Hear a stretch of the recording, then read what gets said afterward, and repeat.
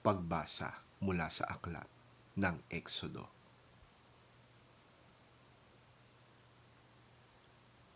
Magpapadala ako ng anghel na mangunguna sa inyo.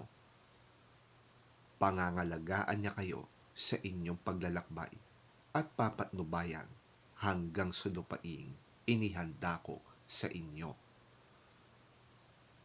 Papakinggan ninyo siya at susundin ang lahat ng sasabihin niya sa inyo. Huwag ninyo siyang susuwayin sapagkat lahat ng ginagawa niya ay sa pangalan ko at hindi niya kayo patatawarin kapag nagrebelde kayo sa kanya. Kung susundin ninyo siya at gagawin ninyo ang mga sinasabi ko, ipaglalaban ko kayo sa inyong mga kaaway. Pangungunahan kayo ng aking anghel patungo sa lupain ng mga Amoreo, Heteo, Perezeo, Cananeo, Hivita at Jebuseo, at sila'y lilipulin ko.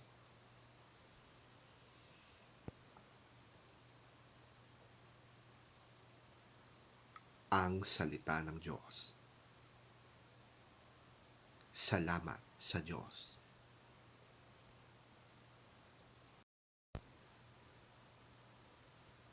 Ang mabuting balita ng Panginoon ayon kay San Mateo. Papuri sa iyo, Panginoon. Nang mga sandaling yon, lumapit kay Jesus ang mga alagad at nagtanong, "Sino po ang pinakadakila sa kaharian ng langit?" Tumawag si Jesus ng isang bata, pinatayo sa harap nila at sinabi, "Tandaan ninyo, kapag hindi kayo nagbago at naging katulad ng mga bata, hindi kayo makakapasok sa kaharian ng langit. Ang sino mang nagpapakababa na gaya ng batang ito ay siyang pinakadakila sa kaharian ng langit. Ang sino mang tumatanggap sa isang batang katulad nito alang-alang sa akin, ako ang kanyang tinatanggap."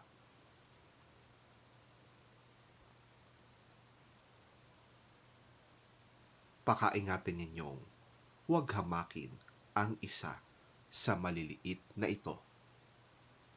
Sinasabi ko sa inyo, ang kanilang mga anghel ay laging nasa harap ng aking Ama na nasa langit.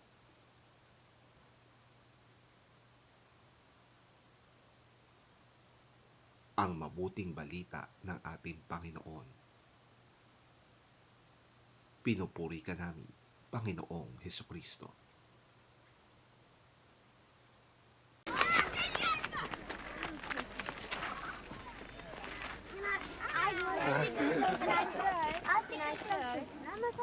At that time, the disciples came to Jesus and asked, "Who's the greatest in the kingdom of heaven?"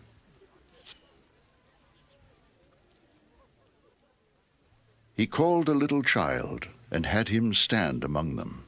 And he said, "I tell you the truth. Unless you change and become like little children, you will never enter the kingdom of heaven. Therefore, whoever humbles himself like this child is the greatest in the kingdom of heaven. And whoever welcomes a little child like this in my name welcomes me."